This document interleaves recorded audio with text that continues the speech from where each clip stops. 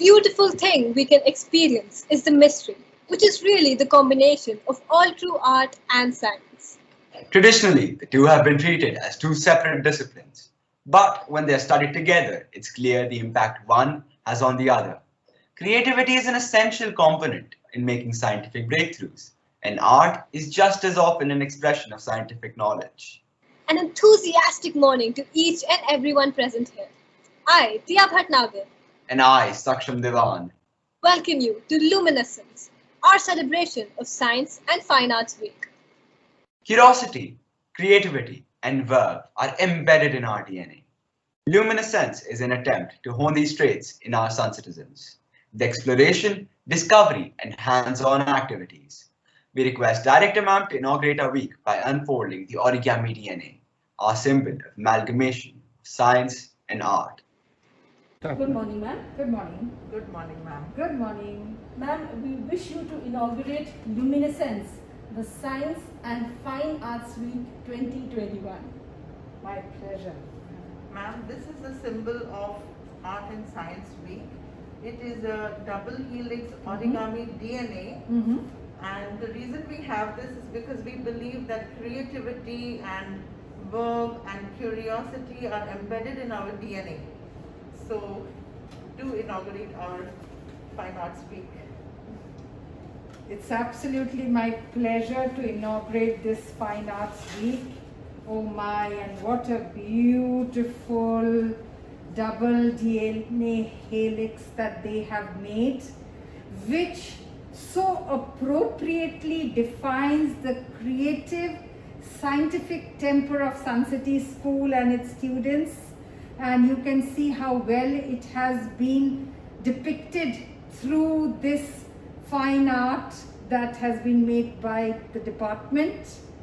With this, I declare the Science and Fine Arts Luminescence 2021 open. And children, remember to wear your mask, keep your distance, and always to sanitize your hands. The germ is in the air. God bless all of you. Thank you, ma'am, for Thank this you, ma'am. opportunity. Thank you, ma'am. God bless you and all the best. Thank you. Thank you, ma'am. We will definitely remember to wear our masks and practice social distancing.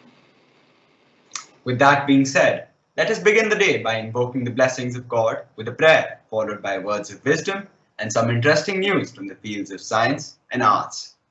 Dear God, I take this day to thank you for all the necessities and amenities you have graciously provided to everyone.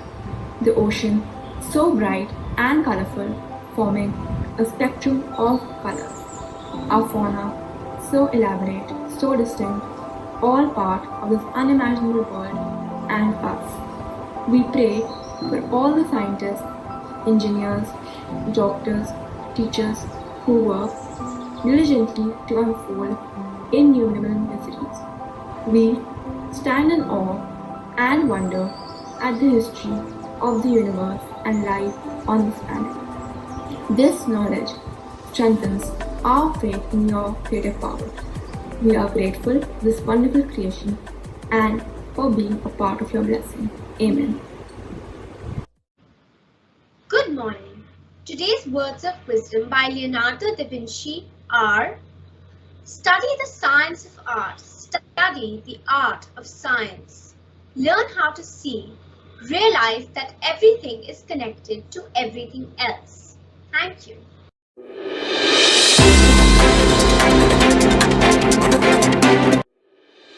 Good morning, viewers. You're watching Sun City News. This is your host, Varnika. Art News.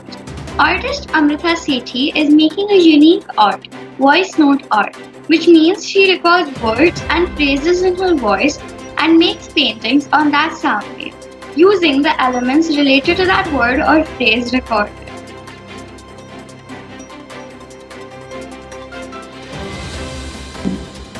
Now let's move to Milky Way mosaic art. Finnish astrophotographer JP Metsävenue has spent almost 12 years stitching together 234 frames to create a mosaic of 125 degrees of sky.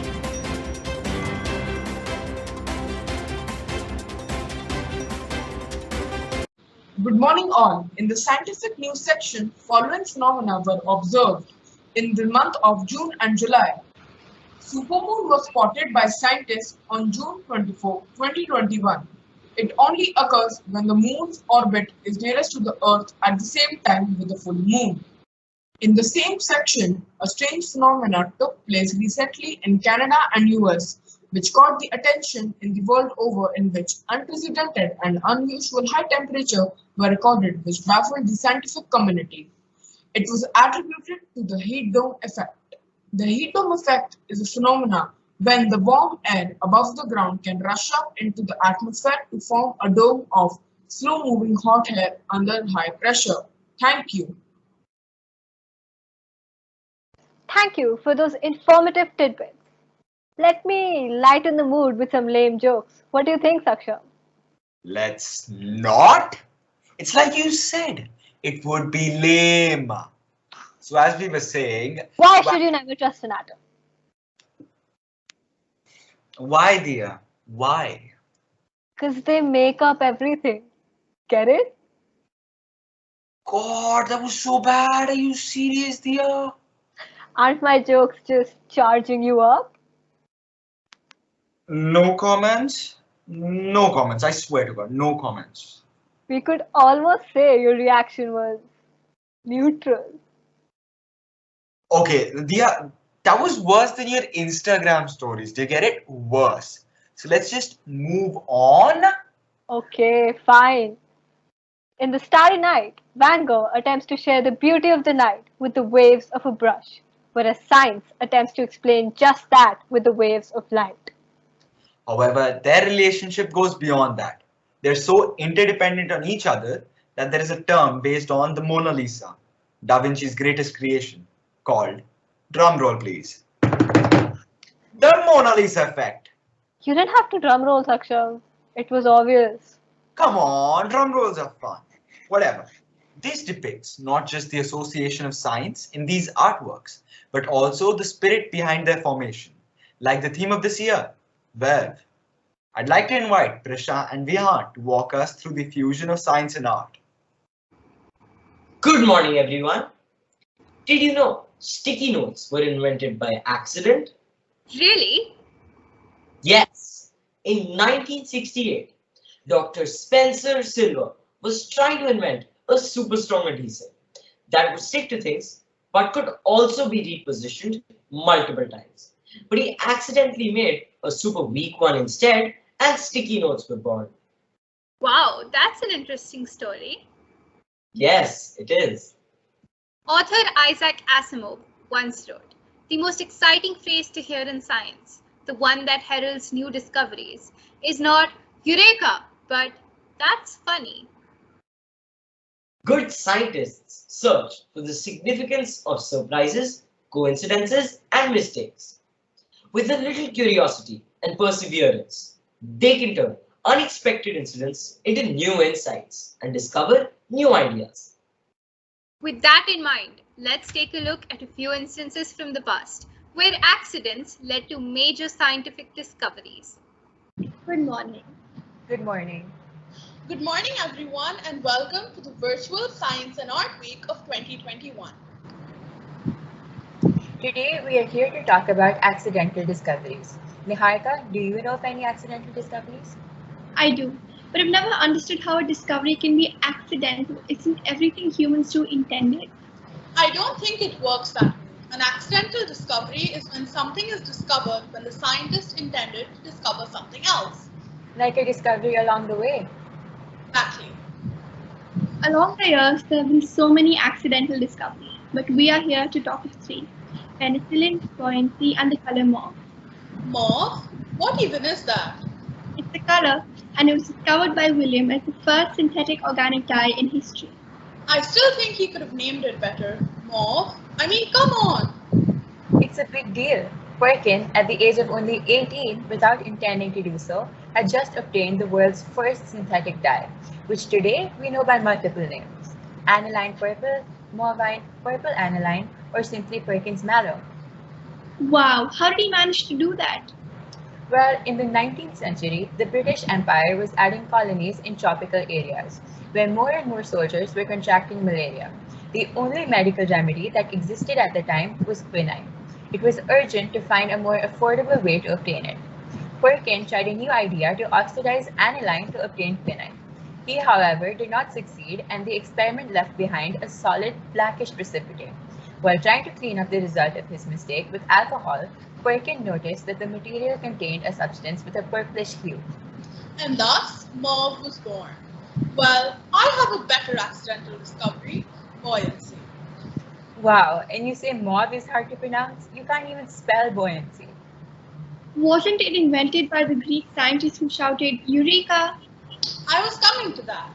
Buoyancy is the Archimedes principle, which states that when a body exerts pressure downwards on water, water exerts the same upward pressure on the body. So when Archimedes was taking a bath in a tub, he noticed that when he got in, water followed the principle of buoyancy. So he got out, ran into the streets of Greece in his bathrobe, and shouted, Eureka, Eureka. And that's a good story. Pretty interesting story. But penicillin actually saved lives, and it was discovered by Alexander Fleming. Totally random segue, but what did Fleming do? Because I have a feeling she was going to tell us anyway. The year was 1928. The place was London. Fleming was on vacation, bacteria was infectious, and the petri dishes were gone. Normal voice, please. Okay. Fleming was a Scottish scientist away on vacation. When he returned, he found a colony of mold growing on a petri dish that he had forgotten to place in his incubator. Around the mold was a zone completely and unexpectedly clear of bacteria. On studying the phenomena, Fleming realized that the mold was secreting some kind of compound that was killing the bacteria. Fleming named the antibacterial compound penicillin. However, even a decade or so after the discovery of penicillin, it remained a mystery. But in the Second World War, Oxford and various other drug companies started to research on it, and soon penicillin was commercially available. Another thing about Alexander Fleming is that while working in the laboratory, he was learning everything he could about bacteria and disease by simply squeezing his little syringes of germ into petri dishes to see how they grew. One day he went to work with a bad cold. Some of his snot accidentally fell into the bacteria dish he was working on. God, ew. I know, right? His snot killed some of the bacteria in the dish. He learned that there is an ingredient in our sweat, snot, and our spit that protects us from germs, and he called it a cell organelle named lysosomes. Wow, we really do have a lot to live up to, don't we? Well, we better get accidenting. Accidents will be easier for some people than others. Thank you. Thank you. Wasn't that a wonderful presentation? In the spirit of science, there is really no such thing as a failed experiment. Don't be afraid to make mistakes. Someday your experimental accident might lead to the world's greatest invention. The bridge between science and art is creativity. I agree. It takes a great deal of creativity to come up with the laws of gravity from the falling of an apple, as much as it does in the creation of masterpieces like Da Vinci's The Last Supper with mere liquid and colors. In various aspects, the line of difference between them often disappears, leaving us to question, is it art or is it science? It's like they say, creativity is just intelligence having fun. In the next segment, we have a display of our students showcasing their incredible minds, both artistically and scientifically adept, and creating masterpieces of their own with their astounding innovations.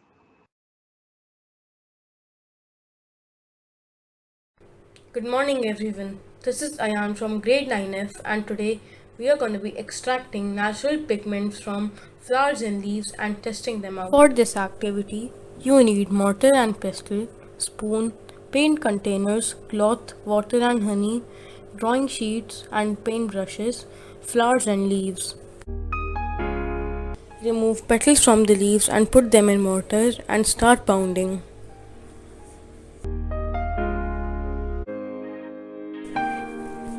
Add 3/4 of water of your pigment container and pound again.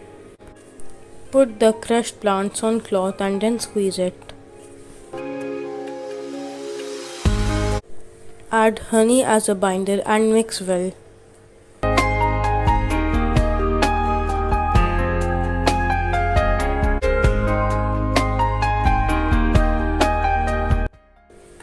Similarly, I made yellow, red, orange, green and purple.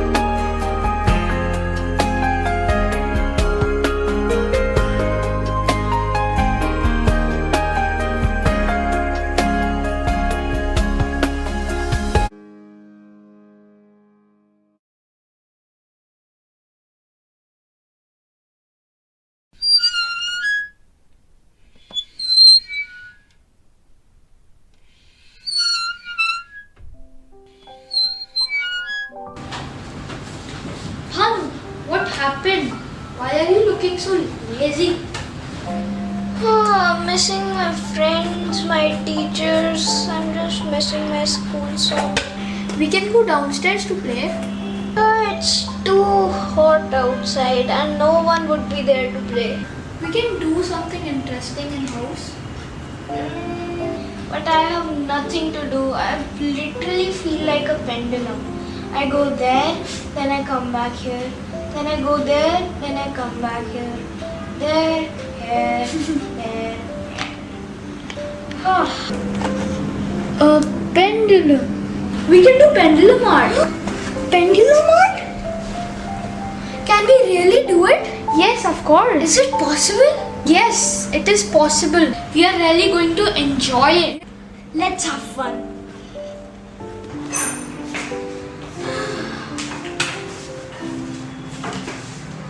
Are you sure? We can do the pendulum art in Papa's studio? Yeah. But we don't have anything here to do pendulum art. So what's your plan? By the way, I have plans.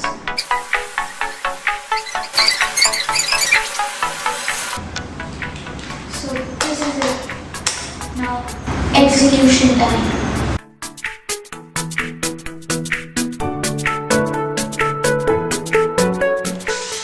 A pendulum is weight suspended from a pivot such that it can swing freely.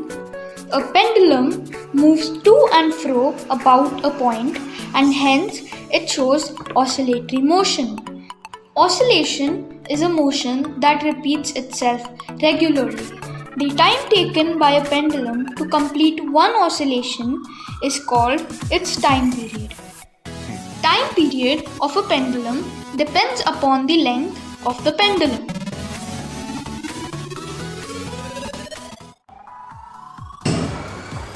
Excuse me, Shunnu, Ramash, what is this? What is this? It's pendulum art. This has science and art both. Yeah, I can see that. Really enjoy it. Nice. It's looking good. But who's going to clean this now?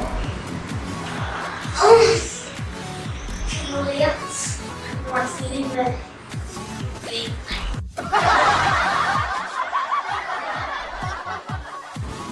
We have done this together, so we will clean this together. Fine. Okay. To bring tissue paper.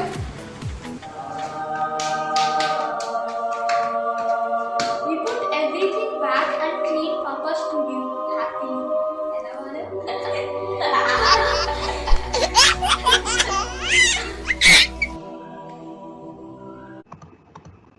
Wow, art really has no boundaries. It is free of any restrictions and the sky is the limit. I've heard of finger painting, sponge painting, using paintbrushes, palette knives, even earbuds. But I have never heard of anyone using a pendulum to paint. That is a scientific instrument. And using colors from natural sources, that shows real scientific knowledge. Well, our Sun citizens have definitely aced this intersection of science and art. Science and art are an expression of human attempts to understand and describe the world around us. While the intended audiences are different, their basic motivations and goals are fundamentally the same. A whole world of possibilities is unlocked when we realize that science is not so different from art, as demonstrated in our next presentation.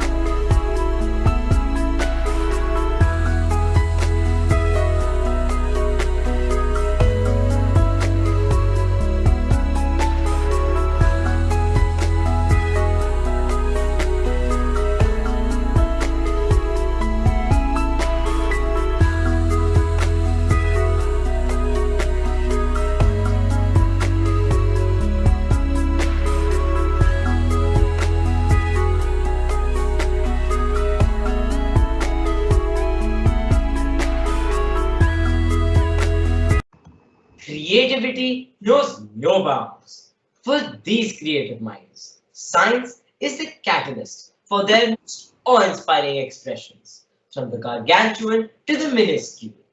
Wow, these scientific artworks are truly amazing. The best art truly originates from scientific minds. Yes, in this VUCA world, science and art give us an opportunity to explore and advance towards a better future. The SDGs are the cornerstone of the world's progress towards a clean and green future. As we can see, creativity and scientific temperament are resulting in beautiful solutions for a healthy planet and a healthy human race too. Next, we have a mind-boggling presentation on an underwater art museum that aims to achieve SDG 14 to conserve and sustainably use the oceans, seas, and marine resources for sustainable development. That seems interesting. Let's get on with it.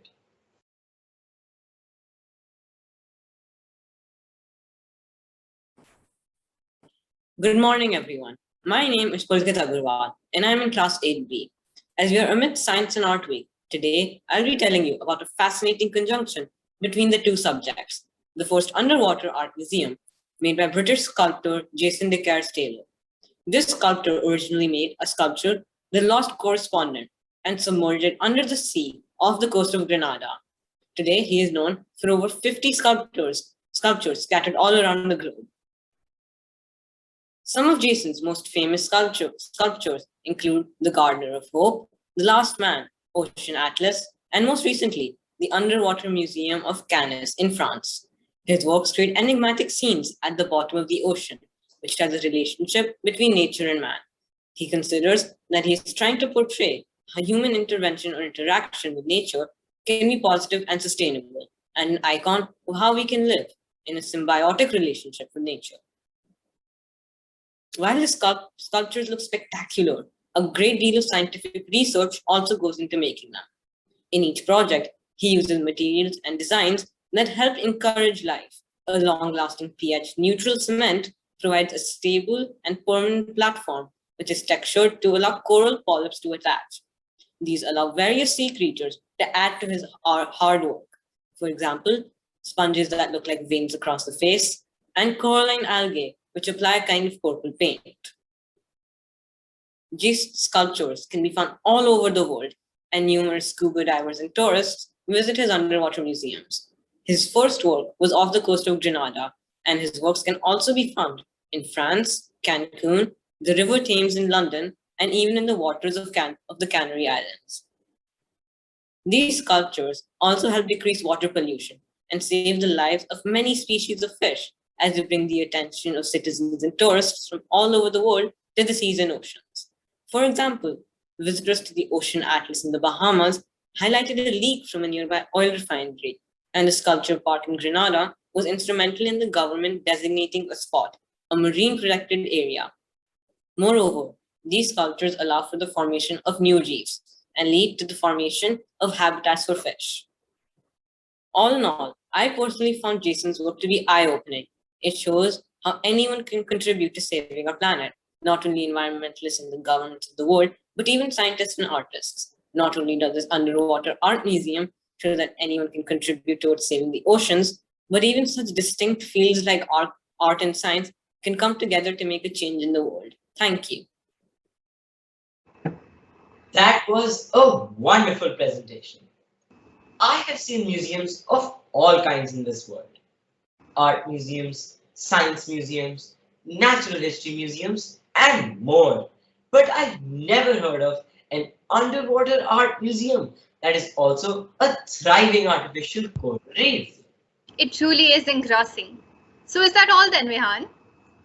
No, Risha, that is not all.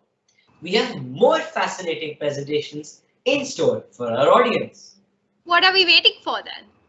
Okay, let Diya and Saksham take it from here. Thank you for that lovely presentation. Life below water does have beauty arrayed, doesn't it? But what about land? Let us find some sustainable architecture present in India, linked to the SDG goals 5, 11, and 13. Good morning to everyone present here. My name's Oindri and her name's Ahana. Today we are here to fascinate our audience about science and art in the form of one unique phenomenon called sustainable architecture. Sustainability is a buzzword that has already infiltrated many industries. The question which arises though is, what is sustainability?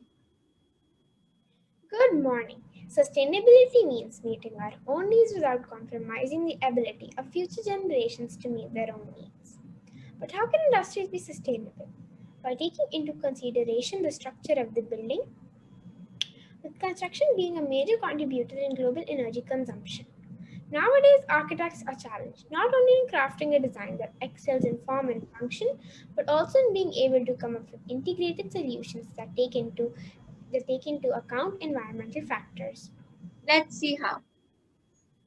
I would like to share my case study on the school, which is situated in the heart of India's golden city, Jaisalmer, the Kanoi village. Have you ever imagined school-going students wearing a famous fashion designer Sabyasachi Mukherjee's design uniform to study in the marvel-shaped architecture school? Seems like you're daydreaming. Well, not. This is almost possible in Rajkumari Ratnavati Girls' School. Here, children are studying in the middle of the Thar Desert, where day temperatures peak close to 50 degrees Celsius and harsh winds cause sand to blow through the day. The Rajkumari Ratnavati Girls' School is visually impressive with an elliptical shape of the structure. This shape also helps bring aspects of sustainability. The inner walls of the building are plastered with lime, which protects the building from heat, and the local sandstone has been used for construction. Both of them provide protection from extreme heat during the day and warmth during evening hours. This helps in reduction of carbon footprints. Okay, but how does the school represent the efficient way energy is used? The following aspects of school makes it an energy efficient structure. The jalis keep the heat out, creating a cooling panel for airflow. The wall allows air to flow through the day and building and keep the sun and sand out. The solar panels on the top of the building also work as a canopy and provide shade while at the same time powering the building. The school recycles 3.5 lakh liters of grey water and has an ancient water harvesting techniques. I get it. The school Ahana just talked about allows girls to attain education, therefore promoting SDG 5, gender equality. It also helps us to achieve SDG 11, sustainable cities and communities, by the architecture of the building itself. Also, this building helps us to reduce carbon footprints, thus achieving SDG 13, climate action. Now let's talk about a campus, which is the first to achieve zero waste to landfill sustainability. We would be talking about Infosys Mysore campus. The campus is more efficient, sustainable, and comfortable. This IT giant has proved that eco-efficient architecture is no more expensive than conventional building methods. The foundation of this smart, sustainable campus is actually based on the principles of origami, which we all know is an ancient Japanese art. The building is known for its jagged facades and lopsided fragment styles, thus adding a sense of art to make it beautiful. So, a bit of art, some science, and a whole lot of sustainability. Over the last decade, Infosys has achieved high efficiency benchmarks across energy, water, and overall building performance, backed by innovative infrastructures, extensive metering, monitoring of facilities, and investing in research. Let's understand this in detail. The campus is preserving the surrounding environment by incorporating extensive planting throughout and around buildings. Water conservation is another area of emphasis, with all campuses using low-flow fixtures, sensor-based taps, and native plantation to reduce water use. All wastewater gets recycled and harvested. Energy efficiency can be increased by orienting buildings to take full advantage of seasonal changes in the sun's position, and by the use of renewable energy such as solar energy. Infosys went on to ensure that all its new buildings provide adequate daylighting and thermal comfort, with optimized building envelope to control heat gain. The campus uses radiant cooling technology. Radiant cooling uses an idea which is as old as the hills, or rather, the caves with water running down the inside, which provided early humans with cool shelter. In all, a method that draws heat from the room to walls cooled by water circulating through embedded pipes. This campus has a large number of technologies, creating it as a diverse organization. This unique campus covers a lot of SDGs, SDGs 730. Sadly, this is all for today. Until next time, Ahana and Oindri signing off. Thank you. Thank you for that enlightening presentation. It is lovely how architecture can be linked to not only science and art, but the SDGs as well. However, have you ever thought about how a scientist and an artist could be linked together? How about if they were put in one room for a talk show? Let's find out.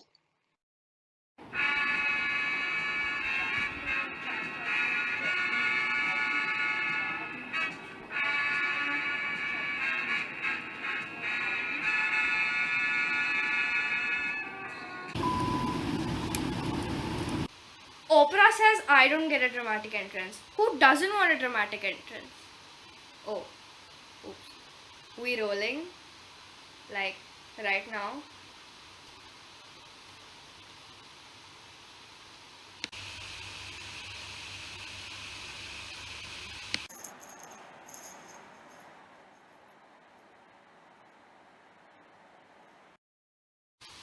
Oops.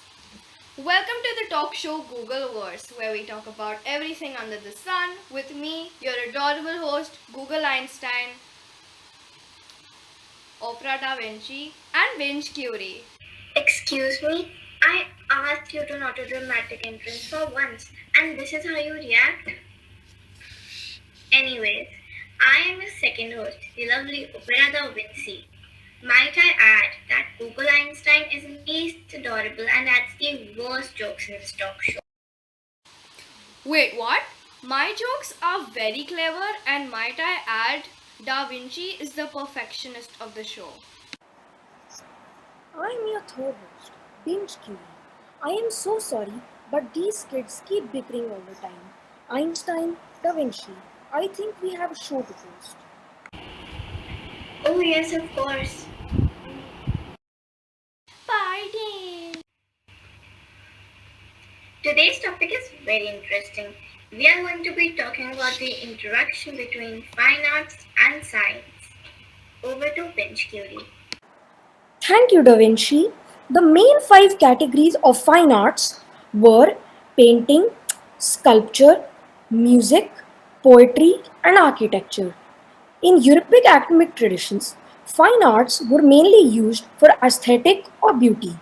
It's fascinating to see how fine arts and science meet in every aspect of each other, like how scientists and teachers draw diagrams for concepts. Drawing is a fine art. Thank you, Binge Curie. First, what do you call a flower who just started painting? Wait for it. Wait for it. A budding artist. Okay, wait. Here's another one. It's good. The artist was great. He could always draw a crowd. Am I not so clever? I'm on a roll.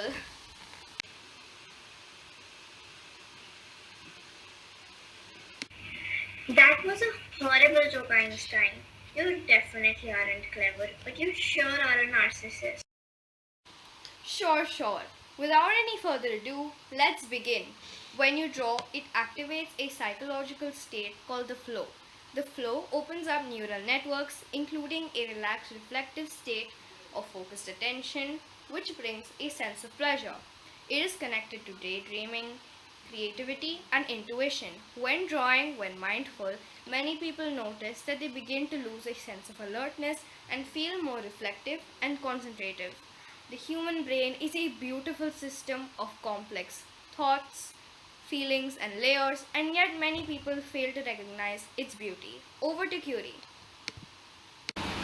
Thank you, Einstein. The usage of eyes in fine arts. An object reflects light in all directions. In this case, the object is a piece of art. The light is partially focused by the cornea, which refracts the entering rays. The lens focuses the rays of light and the ray crosses on the inside of the eye. The light arrives at the retina and produces an inverted image. The retina sends this information to the brain, which processes it and constructs a correct image. The eye is able to perceive details like color and shape because of the fovea. This allows us to see whether we have drawn or sculpted the right shape and helps us see what color we need and what colors we have used. And this all happens in 1/100th of a second. Over to Da Vinci. Thank you, Binge Curie. The beauty of the relationship between the fine arts and physics is truly amazing. Different objects absorb different colors and reflect different colors. So let's take yellow paint for example, a common object in fine arts. This means that yellow paint, depending on the shade, absorbs violet, blue and red and usually reflects green, yellow and orange. Isn't that strange? Photography is a form of art. It uses science with light that makes moments get captured in picture. The scientific properties of light has changed the way we have looked at the world around us. Paints consist of binders, pigments and solvents. Solvent mix the paint together while binders make sure they stick. The pigment is the color chemical in a paint. It looks a certain color because it reflects some wavelengths of light and absorbs others. Traditionally, metal compounds are used to create different colors, so iron oxide makes yellow, red, brown and orange paint, and chromium oxide makes paint that's green. Black comes from the particles of carbon. Here is a fact. Usually people think white paint doesn't need any pigment, but it requires the same amount of pigment as other colors. White paint uses titanium dioxide. Oh wait, I got another joke and it's really good. What did one paint say to the other in an argument? Guess. Don't use that tone on me. Haha. That was today's segment of Google Wars. We hope to see you soon. Stay safe and take care. Oh wait, I got... Yeah, bye.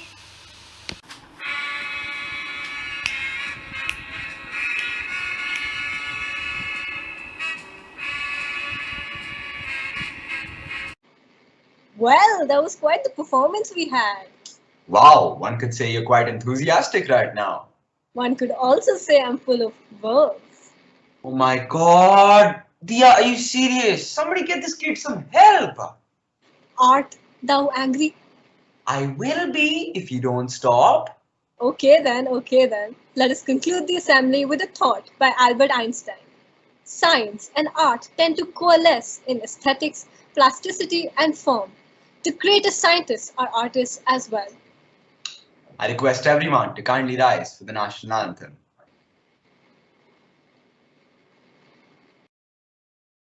जनगण मन अधिनायक जय हे भारत भाग्य विधाता पंजाब सिंध गुजरात मराठा द्राविड़ उत्कल बंगा विंध्य हिमाचल यमुना गंगा उच्चल जलधि तरंगा तव शुभ नामे जागे तव शुभ आशीष मांगे गाहे तव जय गाथा जन गण मंगलदायक जय हे भारत भाग्य विधाता जय हे जय हे जय हे जय जय जय जय हे